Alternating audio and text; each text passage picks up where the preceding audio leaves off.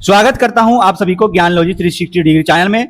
और मैं आपके बीच मौजूद हूं आज चैप्टर लेकर के ग्लोब, अक्षांश और देशांतर जो क्लास 6 का है। जी हां, तो आज से हम लोग ज्योग्राफी का क्लास 6 स्टार्ट करने वाले हैं, जिसमें चैप्टर नंबर 2 है। बहुत सारे लोगों का यह सवाल होगा कि सर आपने चैप्टर 1 क्यों नहीं स्टार्ट किया? जब स्टार्ट ही करना था तो चैप्टर 1 से स्टार्ट करते हैं। तो जल्द ही एक सेपरेट वीडियो लेकर आने वाला हूं ब्रह्मांड और सौर मंडल के बारे में। जी हां, जो कि हमारे दूसरे चैनल पे होगा, इसलिए मैंने उस चैप्टर को चालू नहीं किया, डायरेक्ट आपको इसलिए 2 लेसन पढ़ा रहा हूं। तो चलिए अक्षांश और देशांतर को हम लोग समझते हैं। इससे पहले अगर आपने हमारे चैनल को सब्सक्राइब नहीं किया है तो आप हमारे चैनल को सब्सक्राइब कर लेंगे। तो इस अध्याय में हम क्या क्या महत्वपूर्ण टॉपिक पढ़ने वाले हैं? हम पढ़ेंगे ग्लोब के बारे में, फिर पढ़ेंगे अक्षांश रेखाओं के बारे में, महत्वपूर्ण अक्षांश रेखाओं के बारे में पढ़ेंगे, पृथ्वी के ताप कटिबंध के बारे में पढ़ेंगे, देशांतर के बारे में पढ़ेंगे और लास्ट में पढ़ेंगे समय को कैसे निर्धारित किया जाता है वो पढ़ेंगे।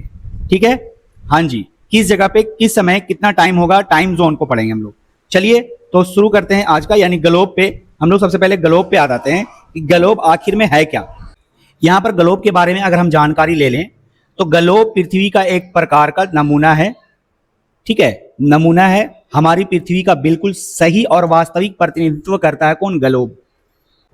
ग्लोब कई प्रकार के होते हैं, जैसे बड़े पॉकेट में रखने लायक ग्लोब होते हैं और कुछ लघु ग्लोब भी होते हैं, जिसे एक स्थान से दूसरे स्थान पर ले जाया जा सकता है। जैसे आपने क्लास में देखे होंगे ग्लोब, ठीक है, जी हाँ, तो उतने बड़े भी होते हैं ग्लोब। ठीक है, कुछ गुब्बारे जैसे ग्लोब भी होते हैं जिनमें हवा भर करके लोग उस पर क्रियाविधि करते हैं, बताते हैं, समझाते हैं। जी हाँ, ठीक है, ग्लोब स्थिर नहीं होते हैं, ग्लोब स्थिर नहीं होते हैं। इसे ठीक उसी तरह घुमाया जा सकता है जैसे कुम्हार का पहिया देख लो जो घूमता है, या लड्डू घूमता है। लड्डू देखे होगे ना जैसे घूमता है, उसी की तरह ग्लोब घूमता है। ग्लोब पे आप क्या देखोगे? देशों को देखोगे, महाद्वीपों को देखोगे और महासागरों को देखोगे जो सही आकार में स्थित होता है। ठीक है, अच्छा जी, ग्लोब सुई में झुकी हुई अवस्था में होती है, जिसे अक्ष कहते हैं। जिसे क्या कहते हैं? अक्ष। और ये अपना 23.5 डिग्री अक्ष पे झुका होता है। ग्लोब कितना डिग्री अक्ष पे झुका होता है? 23.5 डिग्री अक्ष पे झुका होता है, याद रखिएगा। अक्ष की बात करें तो ग्लोब सुई ग्लोब में झुकी हुई अवस्था में होती है, जिसे अक्ष कहते हैं। और ग्लोब 2 बिंदु जिससे होकर गुजरती है उसे ध्रुव कहते हैं। ये उसे हम क्या बोलते हैं? अक्ष कहते हैं। ये 2 बिंदु से होकर गुजरती है ग्लोब। ठीक है, और इसी पर इसको टिका दिया जाता है, इस तरह से, ऐसे। ठीक है, इस तरह से इसको टिका दिया जाता है और यहां से इसको घुमाया जाता है इस तरह से। और इसी को हम क्या कहते हैं? इसी को कहते हैं हम अक्ष। तो ये अपने अक्ष पे कितना झुका हुआ है? 23.5 डिग्री। और जो ऊपर वाली जो बिंदु आपको दिख रहा है, इसको हम कहते हैं उत्तरी ध्रुव। क्या बोलते हैं? उत्तरी ध्रुव कहते हैं, याद रखिएगा। और इसके निचले वाले जो बिंदु है इसको हम कहते हैं दक्षिणी ध्रुव। दक्षिणी ध्रुव। ठीक है जी, चलिए अगला पॉइंट पे आ जाते हैं। ग्लोब के बारे में ही जिक्र है अभी। ग्लोब जो पृथ्वी का 2 बराबर भागों में बांटती है, ग्लोब पृथ्वी को जो 2 बराबर भागों में बांटती है, उसे हम क्या कहते हैं? विषुवत रेखा या भूमध्य रेखा। ठीक है, याद रखिएगा, उसे हम विषुवत रेखा या भूमध्य रेखा कहते हैं। याद रखिएगा, हमने पृथ्वी को 2 बराबर भागों में बांट दिया है, वो एक लाइन खींच दिया है, वो वास्तविक लाइन है। याद रखिएगा, हमने उस पे लाइन जो खींचा है वो ग्लोब पे खींचा है, समझने के लिए। वो पृथ्वी पे लाइन खींचा हुआ नहीं है, याद रखिएगा, पृथ्वी पे ऐसा कोई लाइन खींचा हुआ नहीं है, आपको नहीं देखने को मिलेगा। ठीक है, तो हमने जो लाइन खींचा है, 2 बराबर भागों में जो बांटा है हमने, ठीक है, उसके याद रखिएगा पृथ्वी के उत्तर में स्थित भाग को उत्तरी गोलार्ध और दक्षिण में जो स्थित भाग है उसे दक्षिणी गोलार्ध के नाम से जानते हैं। तो हमने देखा यहां पे भूमध्य रेखा। भूमध्य रेखा की अगर हम बात कर लें तो भूमध्य रेखा यहां पर देखिएगा, कौन सा भूमध्य रेखा है? ये जो आपको भूमध्य रेखा दिख रहा है, ये जो लाइन दिख रही है, ये भूमध्य रेखा है। जी हाँ, अब भूमध्य रेखा के जो आपने उत्तर में देखा, ये उत्तरी जो भाग हुआ, इसको हम कहते हैं उत्तरी गोलार्ध। भूमध्य रेखा के उत्तर में, यानी ऊपर में जो भाग है, उत्तर में, ये उत्तरी गोलार्ध हो जाएगा। और जो दक्षिण में आपने देखा वो दक्षिणी गोलार्ध हो जाएगा। विषुवत रेखा पृथ्वी पर विभिन्न स्थानों की स्थिति बताने का सबसे अच्छा और संदर्भ बिंदु है। तो ये क्या करता है? स्थानों की स्थिति बताता है विषुवत रेखा। ठीक है, तो आपने यहां पे जो भूमध्य रेखा देखा, भूमध्य रेखा, यह रेखा भूमध्य रेखा 13 देशों, याद रखिएगा, 13 देश, महाद्वीपों और 3 महासागरों से होकर गुजरती है। 13 देश, 3 महाद्वीपों, 3 महासागरों से होकर गुजरती है। और वो जो है वो कौन कौन सा है, चलिए यहां पर देख लेते हैं। तो पहला जो आता है वो आता है इक्वाडोर, याद रखिएगा इक्वाडोर। दूसरा आता है कोलंबिया, कौन सा आता है, कोलंबिया। तीसरा है ब्राजील। चौथा है साओ टोम प्रिंसिपे, ठीक है। पांचवा है प्रिंसिपे। छठा है गैबोन, और सातवां है कांगो गणराज्य, और आठवां है युगांडा, नौवां केन्या, और 10वां सोमालिया, ठीक है। 11 मालदीव, ठीक ना, और 12 इंडोनेशिया, और 13 है किरीबाती। जी हां, तो 13 देशों से भूमध्य रेखा यानी विषुवत रेखा गुजरती है। और अगर हम महाद्वीप की बात कर लें तो ये कितने महाद्वीपों से होकर गुजरती है, 3 महाद्वीपों से होकर गुजरती है, जिसमें पहला आता है एशिया, दूसरा आता है अफ्रीका, और तीसरा आता है दक्षिण अमेरिका। जी हां, अगर हम महासागर की बात कर लें तो ये 3 महासागर से होकर गुजरती है। पहला है अटलांटिक महासागर, दूसरा है प्रशांत महासागर, और तीसरा है हिंद महासागर। जी हां, तो इस तरह से ये विषुवत रेखा इन सारे देश से, द्वीपों से और महासागरों से गुजरते हैं। अब आते हैं हम लोग अक्षांश रेखा पर, ये इसको समझ लेते हैं। अक्षांश रेखा की अगर हम बात कर लें तो विषुवत रेखा से ध्रुव तक स्थित सभी समांतर रेखाएं को अक्षांश रेखाएं कहते हैं। कि अक्षांश रेखा क्या है, जैसे आपको यहां पर समझा देते हैं। अक्षांश रेखा, देखिए अक्षांश रेखा की अगर हम बात कर लें तो यहां पर देखिएगा, अक्षांश रेखा ये जो क्या है, पृथ्वी है, और पृथ्वी पर हमने क्या खींच दिया, एक लाइन खींच दिया। ऐसे पृथ्वी पे हमने क्या खींच दिया भाई, एक इस तरह से लाइन खींच दी। ये क्या हो गया, विषुवत रेखा, ये विषुवत रेखा हो गई। और इसी तरह के सभी लाइन हमने और भी खींच दिए, तो इस तरह के सभी लाइन और भी हम ऐसे इस तरह से खींच दिया, तो ये क्या कहला जाएगा, ये कहला जाएगा अक्षांश। यानी जो क्षैतिज रेखा है पृथ्वी पर, जो क्षैतिज रेखा है इस तरह का, उसे हम अक्षांश कहते हैं। क्या बोलते हैं, अक्षांश कहते हैं। हमने अक्षांश तो देख लिया, तो सबसे पहले हम अक्षांश रेखा समझते हैं कि अक्षांश जो है, कुल अक्षांश कितने हैं। तो कुल अक्षांश जो है वो 181 है, याद रखेंगे। कुल अक्षांश कितने हैं, 181। लेकिन अगर सवाल कर दे कि अक्षांश रेखाएं कितनी है सर, वो 179 अक्षांश रेखाएं हैं। और अक्षांश की कुल संख्या कितनी है, तो 181 अक्षांश की कुल संख्या है। यानी अब यहां पर बात क्या आ रही है कि अगर हम रेखा की बात कर लिया, यानी जो जो रेखा ऐसे गया हुआ था, इस तरह से जो रेखा गए हुए हैं वो 179 रेखाएं गए हुए हैं। जी हां, ठीक है। अब यहां पर 181 तब क्या है सर, 181 अक्षांश है, टोटल अक्षांश। यानी दो जो यहां पर हैं, जो सबसे ऊपर में जो स्थित बिंदु है, इसको हम क्या कहते हैं, आपको पता है, ध्रुव कहते हैं। तो ध्रुव रेखा नहीं है, एक बिंदु है। तो दो बिंदु है, एक उत्तरी ध्रुव और एक दक्षिणी ध्रुव। जब दो बिंदु हो गए तो टोटल मिलाकर के कितने अक्षांश हो गए, 181। लेकिन अगर रेखा की बात कर लेगा तो टोटल कितने रेखाएं हो गई, 179। जी हां, तो इस तरह से रेखाएं होती है। चलिए आगे हम लोग समझ लेते हैं यहां पर अगला पॉइंट क्या कहता है। तब इसके लिए हमें इसे इरेज करना पड़ेगा। चलो इरेज कर लेते हैं। यहां पर देख लो, हमने इरेज कर दिया समझाने के लिए अगला पॉइंट को।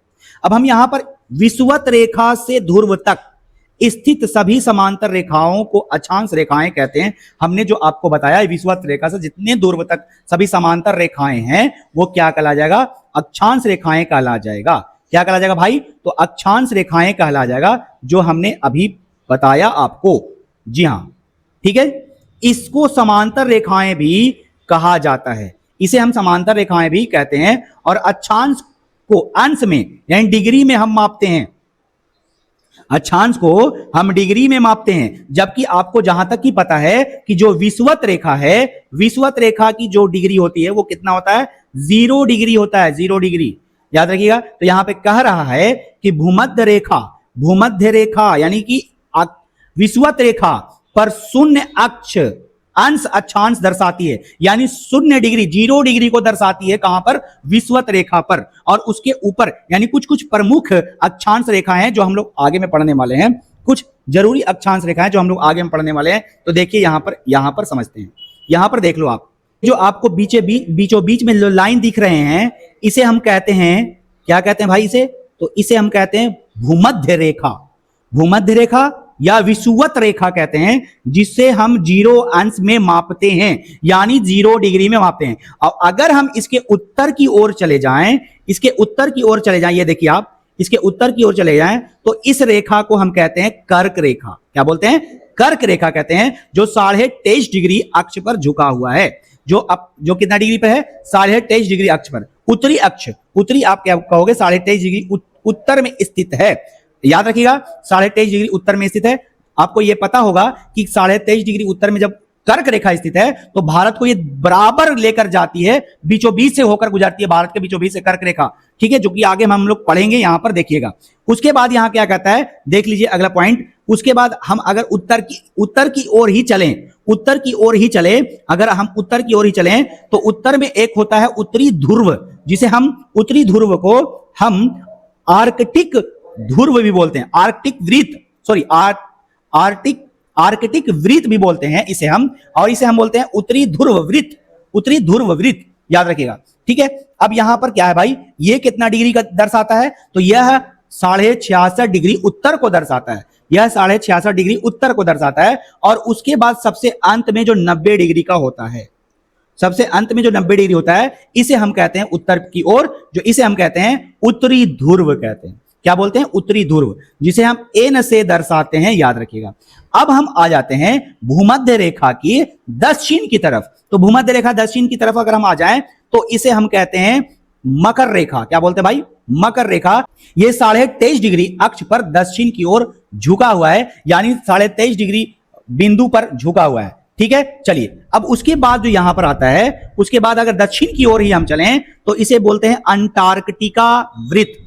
अंटार्कटिका वृत्त जो 66.5 डिग्री अंश पर है, जो 66.5 डिग्री अंश पर है। ठीक है, याद रखिएगा। इसी को हम, जितना भी आप देख रहे हो, यह प्रमुख अक्षांश रेखा है, जो हम प्रमुख अक्षांश रेखा को की बात कर रहे हैं। अब लास्ट में जो बिंदु है बना हुआ, जो लास्ट में जो बिंदु बने हुए हैं, कहां पर बने हुए हैं बिंदु लास्ट में? तो वो दक्षिण की ओर बने हुए हैं, जिसे हम दक्षिणी ध्रुव कहते हैं, जिसे हम क्या कहते हैं? दक्षिणी ध्रुव कहते हैं। जी हां, इस तरह से हम यहां पर हमने रेखाओं को देखा। अब यहां पर कुछ इंपॉर्टेंट पॉइंट है, वो क्या है देखिए।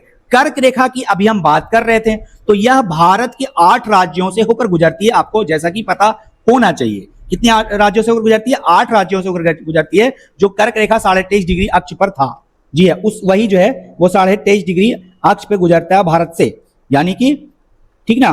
तो ये भारत से बीचों बीच से होकर गुजरती है और 8 राज्यों से होकर गुजरती है, जिसे आप याद कर सकते हो कैसे? ट्रिक के माध्यम से, मित्र पर गमछा झार। हम यहां पर हिंदी लिख दिया, मित्र पर गमछा झार, मित्र पर गमछा झार। ठीक है, तो पहले मी से आते हैं। मी से आ जाएगा आपका क्या चीज? मिजोरम। क्या आ जाएगा भाई? मिजोरम आ जाएगा। फिर त्रि से आ जाएगा आपका त्रिपुरा। फिर ठीक है, प से आ जाएगा आपका पश्चिम बंगाल। ग से आ जाएगा आपका गुजरात। ठीक है, म से आ जाएगा आपका मध्य प्रदेश। छ से आ जाएगा आपका छत्तीसगढ़, और झा से आ जाएगा झारखंड, और र से आ जाएगा राजस्थान। तो इस तरह से ये मित्र पर गमछा झार आप ट्रिक के माध्यम से याद कर सकते हो, जो भारत के 8 राज्यों से होकर गुजरती है। कौन? कर्क रेखा। अब देखने वाली बात क्या है कि मकर रेखा कुल 10 देशों से होकर गुजरती है। मकर रेखा, जो आपने मकर रेखा की बात किया यहां पर, जो दक्षिणी गोलार्ध में स्थित है, उसकी बात किया, वो 10 देशों से होकर गुजरती है। कौन कौन देश है भाई? तो है ऑस्ट्रेलिया, प्रोडागास्कर, मोजाम्बिक, दक्षिण Africa, Botswana, Namibia, Brazil, Paraguay, Argentina और चिली। ये 10 देश है, जो 10 देशों से होकर गुजरती है मकर रेखा। ठीक है, आपने यहां तक पॉइंट को देख लिया। अब हम एक और पॉइंट देख ले, भूमध्य रेखा की बात अगर हम कर ले। यहां पर और जो पॉइंट यहां पर नहीं है तो हमने आपको पढ़ा ही दिया है, पर इसको भी पढ़ ही लेते हैं, क्या कर रहा है, नहीं तो आप बोलोगे कि सर छोड़ दिए। यहां पर समझिएगा, बोल रहा है कि इक्वेटर अर्थात विषुवत रेखा से दोनों ध्रुवों के बीच की दूरी पृथ्वी के चारों ओर के वृत्त का 1/4 है। चारों ओर वृत्त का कितना है भाई? 1/4 है। अंततः इसका माप 360 डिग्री का 1/4 अर्थात 90 डिग्री होगा, और इसी को 90 डिग्री को हम अक्षांश उत्तर को दर्शाता है और दक्षिण अक्षांश को दर्शाता है। यही जो हमने आपको ऊपर में पढ़ा दिया था। चलिए आगे बढ़ जाते हैं। अगला आते हैं पृथ्वी का ताप कटिबंध। पृथ्वी का ताप कटिबंध ये क्या है सर? तो ये देखिएगा क्या है, पहले हम आपको समझा देते हैं, उसके बाद पढ़ करके समझाएंगे। ठीक है, चलिए हमने एक पृथ्वी बड़ा सा ले लिया, इसको और बड़ा कर देते हैं ताकि आपको समझ में अच्छी तरह से आए। चलिए इसको इतना बड़ा कर दिया जी, इधर से भी बड़ा कर लेते हैं। चलिए, और हमने इस पर रेखा खींच लेते हैं। तो सबसे पहले आपको कौन सा रेखा खींचना है? भूमध्य रेखा। भूमध्य रेखा हमने खींच लिया। भूमध्य रेखा के बाद एक मकर रेखा खींच लेते हैं। ये मकर रेखा थोड़ा और छोटा होगा, मकर रेखा यहां से खींच लेते हैं, और उसके ऊपर हम खींच लेते हैं कर्क रेखा। जी हाँ, और कर्क रेखा के बाद हमको क्या खींचना है? आर्कटिक, आर्कटिक वृत्त या आर्कटिक रेखा। ठीक है, और उसके बाद अंटार्कटिक वृत्त। चलिए अंटार्कटिक वृत्त को देख लो। अब यहां पर समझिएगा आप अच्छी तरह से, ये जो जोन है उसको आप अच्छी तरह से समझिएगा क्या कहता है। अगर हम बात कर लें, ठीक है, अगर हम बात कर ले कहां भाई, तो इस इलाके की अगर हम बात कर लेते हैं, यहां पर हमें चेंज करना पड़ेगा मार्कर। चलिए अगर हम बात कर लें इस इलाके की, यहां पर देख लेंगे आप देख रहे होंगे। अगर हम इसकी बात कर लेते हैं, ये वाला इलाका का, ये यहां तक, ठीक है, यहां तक अगर हम बात कर लें इस तरह का, तो हमने कहां तक बात किया?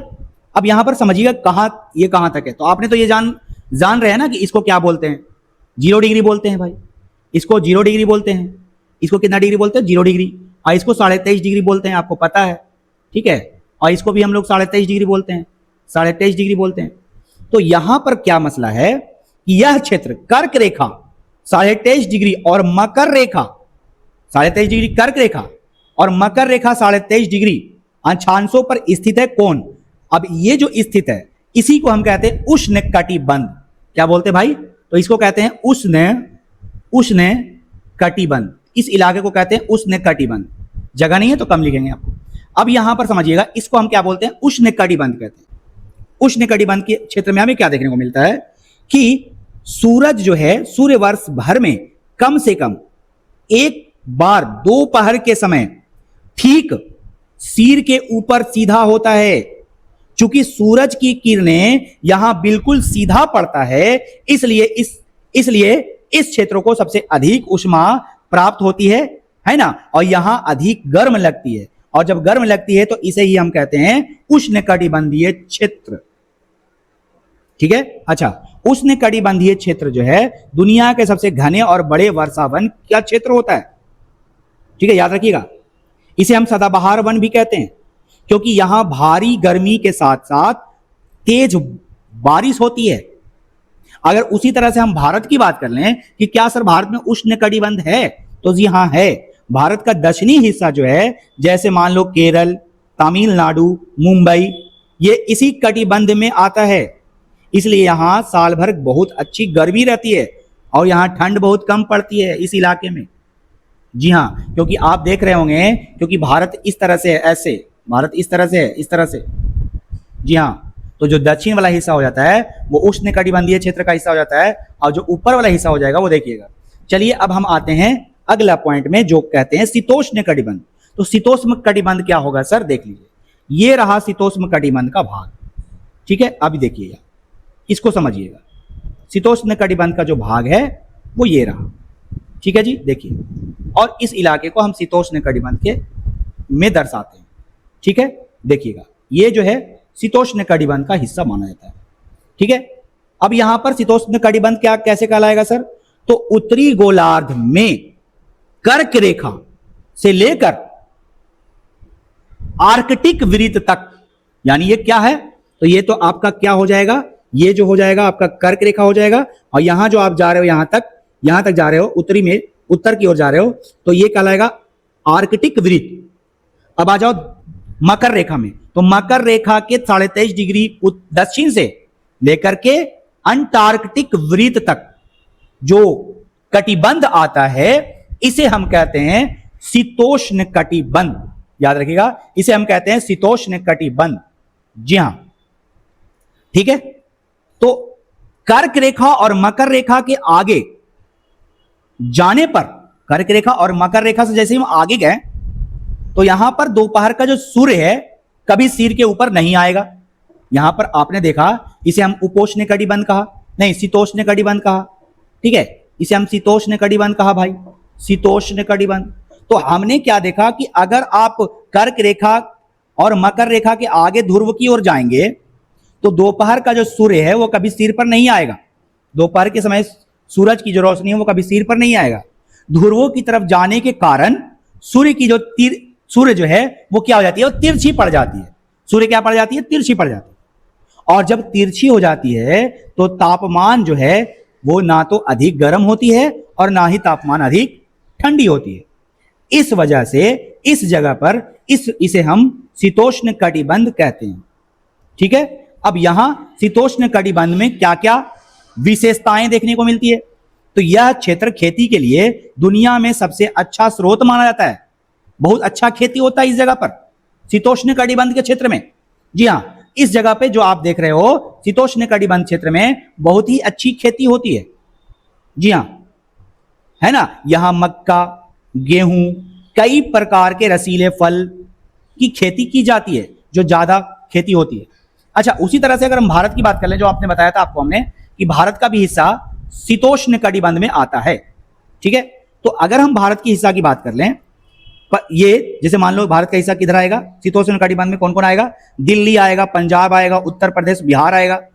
जैसे भारत के इलाके कर्क रेखा के उत्तर में होने के कारण यहां अधिक कड़ाके की ठंडी पड़ती है ना।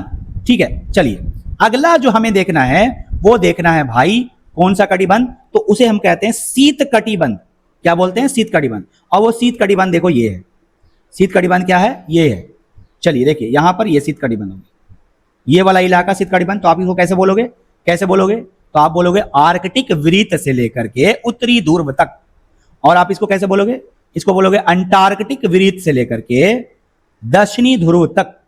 ये वाला जो इलाका होता है, इस इलाके को हम कहते हैं शीत कटिबंध। शीत कटिबंध, इन क्षेत्रों में ठंडा बहुत ज्यादा होता है। यहां सूर्य कभी भी क्षितिज से ऊपर नहीं आ पाता, क्षितिज से ऊपर नहीं आ पाता, मतलब ये नीचे ही आपको सूरज की रोशनी दिखेगी। ठीक है, इस तरह से दिखता है, यानी लगता है कि वो धरती और आसमान में मिलते हुए दिखाई दे रहा है, ऐसे हमें सूरज दिखता है। जी हां, कहां, शीत कटिबंध की ओर। किधर में, तो आर्कटिक वृत्त से उत्तरी ध्रुव, अंटार्कटिक वृत्त से दक्षिणी ध्रुव की ओर। जी हां, अब याद रखेंगे यहां पर 6 महीने का दिन और 6 महीने का रात भी होता है। जी हां, ध्रुवों के बिल्कुल पास पहुंचने पर 6 महीने तक लगातार दिन रहता है और सूरज यानी सूरज जो है वो डूबता नहीं है 6 महीने तक। और जब 6 महीने तक सूरज नहीं निकलता है तो उसे हम 6 महीने रात में घोषित कर लेते हैं। जी हां, तो इस तरह से जो है वो उष्ण कटिबंध आपने समझा। अब चलिए हम लोग एनसीईआरटी को पढ़ करके समझ लेते हैं। तो चलिए इसको इरेज करना पड़ेगा, इरेज कर लेते हैं। अब यहां पर हम समझते हैं क्या क्या कह रहा है। तो हमने तो आपको कटिबंध समझा दिया, अब यहां पर जो कह रहा है उसको समझ लो क्या कह रहा है भाई। चलिए देखिए, उष्ण कटिबंध यानी कि टोरिड जोन कर्क रेखा एवं मकर रेखा के बीच सभी अक्षांश और सूर्य वर्ष में एक बार दोपहर के में सिर के ठीक ऊपर होता है, जो हमने आपको बताया। इसलिए इस क्षेत्र में सबसे अधिक ऊष्मा की प्राप्ति होती है। इस क्षेत्र में सबसे अधिक किसकी प्राप्ति होती है, तो ऊष्मा की प्राप्ति होती है, और इसी को उष्ण कटिबंध कहा जाता है। इसी को क्या बोलते हैं, उष्ण कटिबंध। आपको ज्यादा समझने की जरूरत नहीं है क्योंकि हमने आपको बहुत ही अच्छे तरीके से समझा दिया है। चलिए अब यहां पर शीतोष्ण कटिबंध की अगर हम बात कर लेते हैं, जिसे हम बोलते हैं टेम्परेट जोन। टेम्परेट जोन की अगर हम बात कर लेते हैं, जो कौन सा शीतोष्ण कटिबंध हो जाएगा, ये वाली हिस्सा हो जाएगा, ये वाली। ठीक है, जी हां। तो देख लीजिए यहां पर कर्क रेखा तथा मकर रेखा के बाद किसी भी अक्षांश और सूर्य कभी भी सिर के ऊपर नहीं होता, इसलिए ध्रुवों की तरफ सूर्य किरणें तिरछी पड़ती है और इस प्रकार उत्तरी गोलार्ध कर्क रेखा तथा दक्षिणी गोलार्ध में मकर रेखाओं के बीच वाले क्षेत्र का तापमान मध्यम रहता है। यानी कि ई वाला का क्षेत्र बता रहा है, इस क्षेत्र की बात कर रहा है कि मध्यम रहता है। इसे शीतोष्ण कटिबंध कहा जाता है, यानी टेम्परेट जोन कहा जाता है। जी हां, अब अगला आता है शीत कटिबंध। अब ये शीत कटिबंध को आप देख लो, उत्तरी गोलार्ध में उत्तरी ध्रुव वृत्त से उत्तरी ध्रुव तथा दक्षिणी गोलार्ध में दक्षिणी ध्रुव वृत्त से दक्षिणी ध्रुव के बीच क्षेत्र में ठंडा ज्यादा होती है, क्योंकि इस क्षेत्र में सूरज ठीक क्षितिज से ऊपर नहीं जाता, इसलिए इसे शीतकटिबंध कहते हैं। तो हमने आपको जितना पॉइंट समझाया वो सब यहां पर लिखा हुआ है एनसीईआरटी में। जी हां, बातें बताई गई है एनसीईआरटी में। तो ये थे कटिबंध। क्या थे भाई? ये थे कटिबंध। तो आपने कटिबंध के बारे में अच्छी तरह से समझ लिया। चलिए अब हम आते हैं देशांतर रेखाओं की ओर।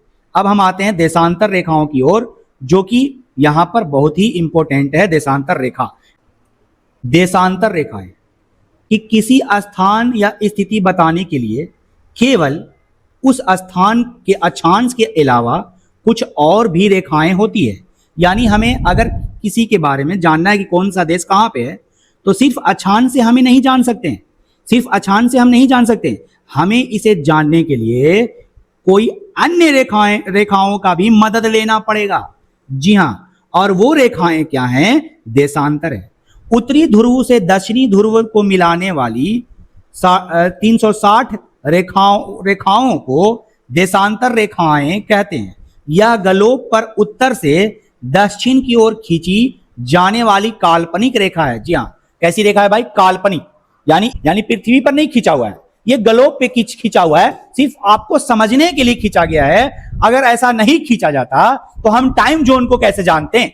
जी हां, तो इसलिए इसको खींचा गया है। अब याद रखेंगे, बहुत ही इंपॉर्टेंट पॉइंट समझिएगा। यहां पर कुल देशांतर रेखाओं की संख्या कितनी है? तो कुल देशांतर रेखाएं हैं कितना भाई? 360। ठीक है, चलिए अब यहां पर एक और पॉइंट वाली बात है, याद रखिएगा।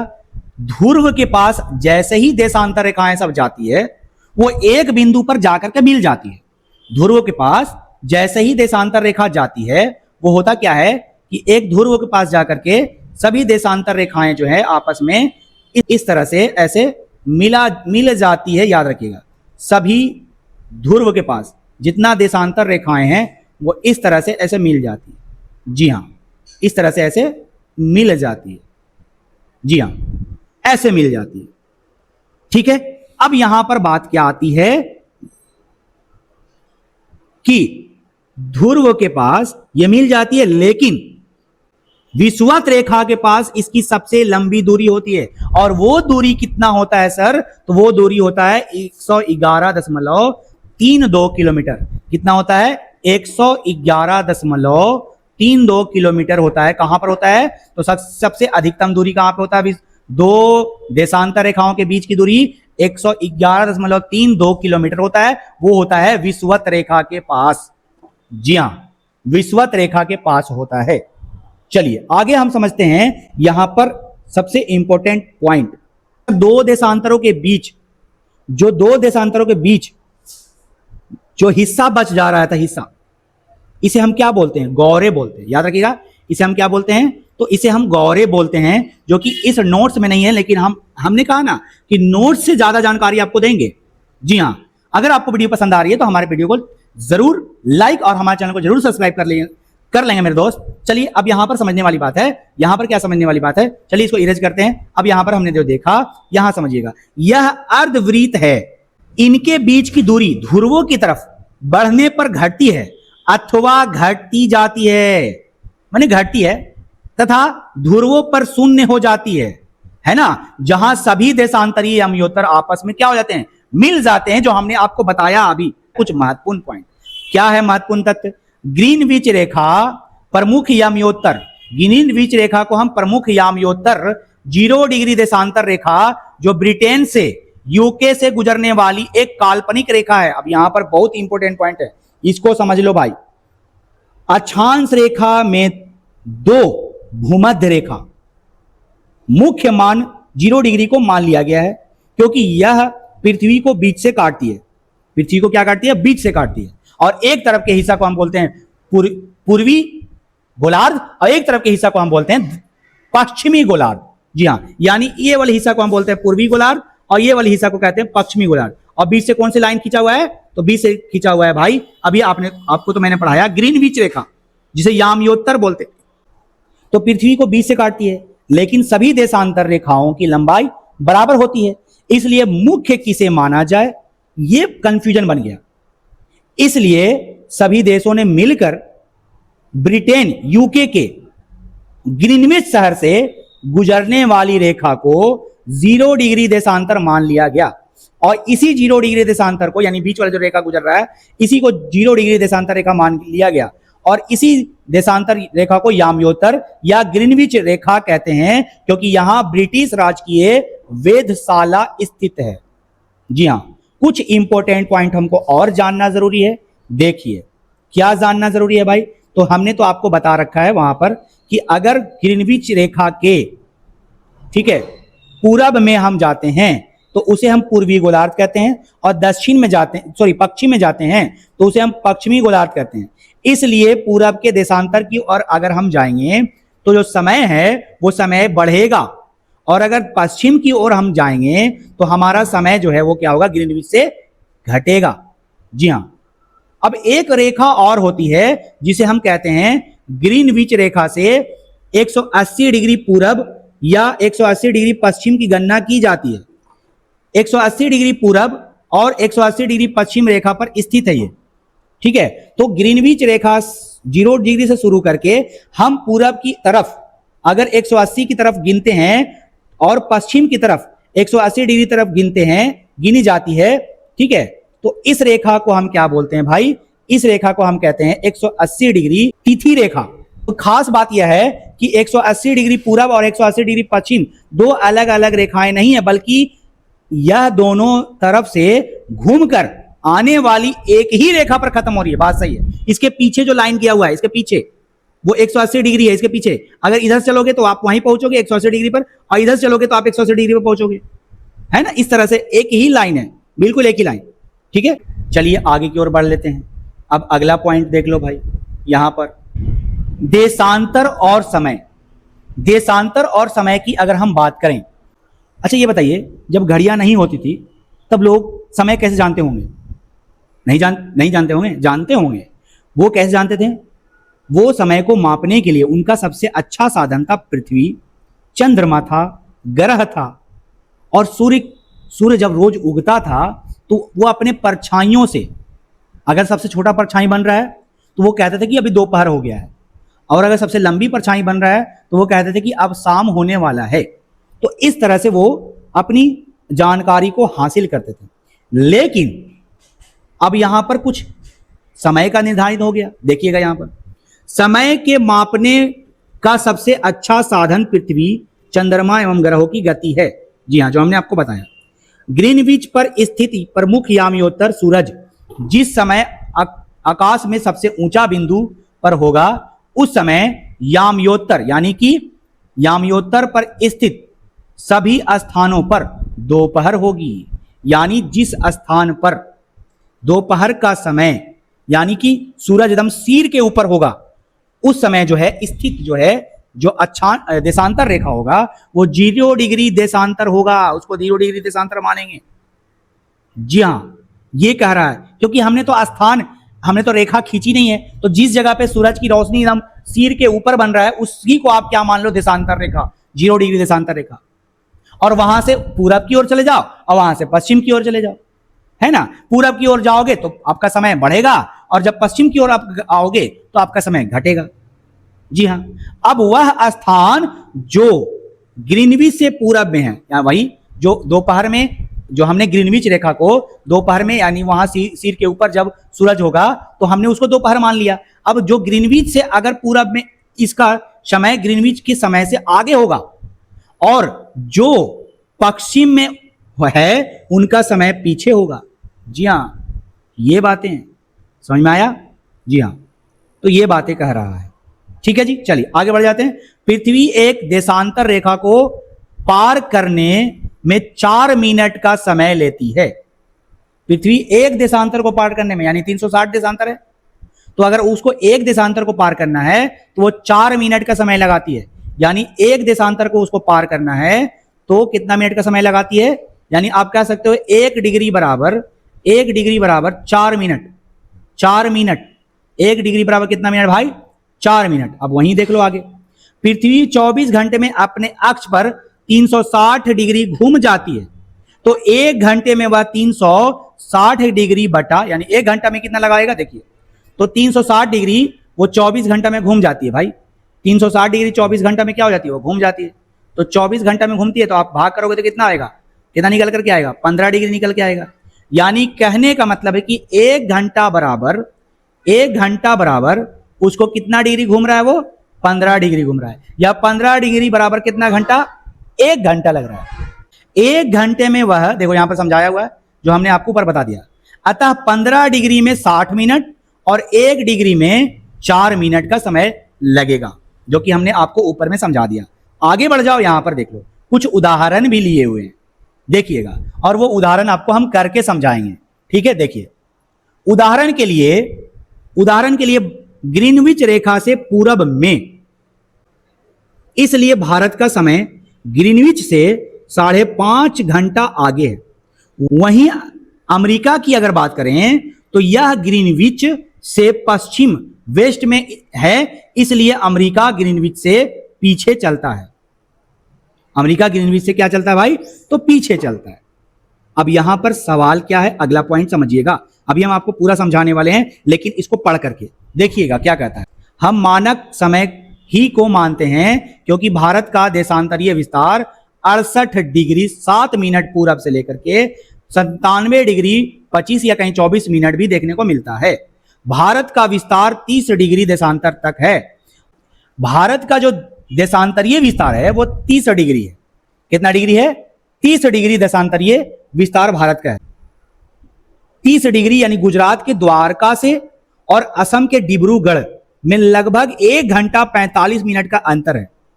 लेकिन यदि अपनी शहर का समय हम अलग अलग रख दें तो ट्रेन, उड़ान, ये सब जो है इसका टाइम टेबल बनाना असंभव हो जाएगा। जब इसका टाइम टेबल बनाना असंभव हो जाएगा तो इसलिए भारत के मिर्जापुर, याद रखिएगा, भारत के कहां? मिर्जापुर में हमने एक रेखा खींचा है, यहां पर जाता है, याद रखिएगा, यहां पर से ऐसे रेखा जाता है। मिर्जापुर में हमने एक रेखा खींचा है और इसी को हम भारत का मानक समय यमयोत्तर मानते हैं। भारत का हम मानक समय यमयोत्तर मानते हैं। जी हां, वो कितना डिग्री है? तो वो है 82.5 डिग्री। जी हां, तो देखिए यहां पर समझिएगा, भारत में 82.5 डिग्री पूर्वी को हम मानक समय यामयोत्तर मानते हैं, यानी कि ये पूरब में है तो पूर्वी, इसलिए इस यामयोत्तर स्थान को पूरे देश का मानक समय माना गया है। हम इसको आपको निकाल कर दिखा देते हैं कि 5.5 घंटा कैसे आगे ग्रीनविच से है। ये ग्रीनविच से कैसे आगे है 5.5 घंटा, तो इसका जो कितना डिग्री है भाई? 82.5 डिग्री है। 82.5 डिग्री। तो पहले हम आपका निकाल के आपको दिखा रहे हैं 82.5 डिग्री।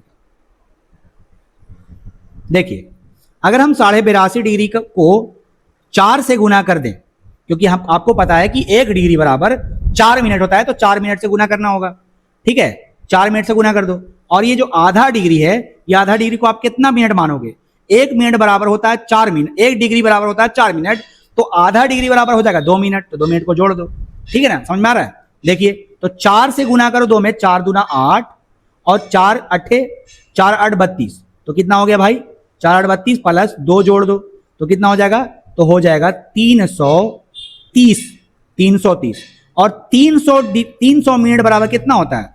तो 300 मिनट बराबर होता है 5 घंटा, और 30 मिनट आपको दिख रहा है, 30 मिनट आपको दिख रहा है, तो 5.5 घंटा ये इस तरह से निकल कर आ गया।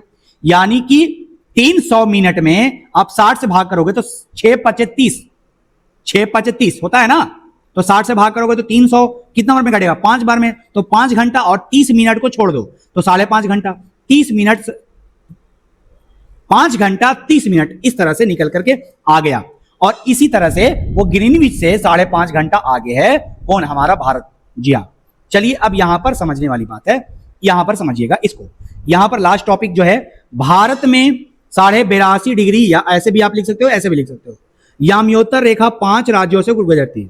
5 राज्यों से होकर गुजरती है, जिसको आपको बहुत जरूरी है याद रख लेना।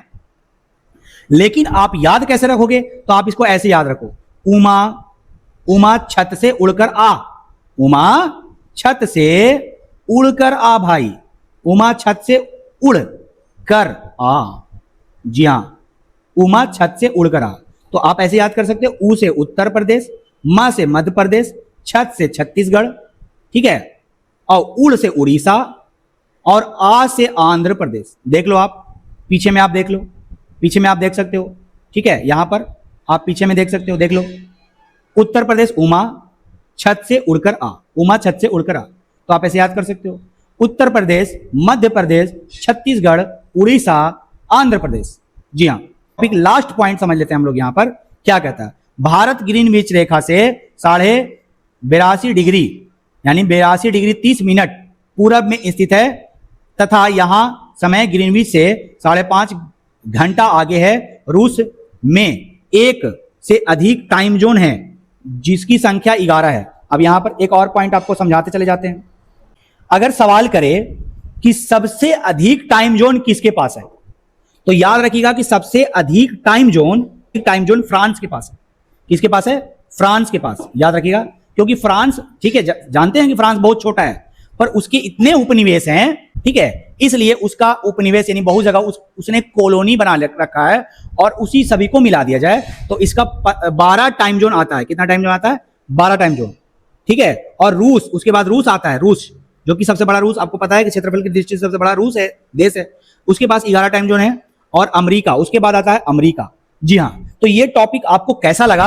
अगर आपको यह टॉपिक अच्छा लगा तो हमारे चैनल को जरूर भाई सब्सक्राइब करना। ये आपके लिए बहुत ही अच्छी तरह से कंटेंट बनाते हैं, वो भी तो हैंडराइटिंग नोट्स में, जो कि पूरे यूट्यूब पे हैंडराइटिंग नोट्स में कोई नहीं पढ़ाता होगा, और आपके लिए बहुत अच्छे से कंटेंट बनाते हैं। और ताकि आप हमारे चैनल को सब्सक्राइब कर लें, तो जरूर आप हमारे चैनल को सब्सक्राइब कर लेंगे, ठीक है। मिलते हैं इसी तरह के अगले वीडियो में। अगर आप हमारे, ठीक है, दूसरे चैनल पे विजिट करना चाहते हैं, उस पे ज्यादा जीके जीएस का क्लास अभी चल रहा है, और उस पे हम लोग अभी जल्द ही लेकर आने वाले हैं ब्रह्मांड को पढ़ाने वाले हैं, पूरे डिटेल से पढ़ाने वाले हैं, बहुत अच्छी तरह से पढ़ाने वाले हैं। तो अगर आपको यह वीडियो पसंद आ रही है तो हमारे दूसरे चैनल को भी जरूर विजिट करिएगा और उसको भी देखिएगा। मुझे उम्मीद है आपको वीडियो पसंद आएगी। चलिए मिलते हैं अगले क्लास में, ज्योग्राफी के अगले क्लास में। तब तक के लिए हमें इजाजत दीजिए। Thank you.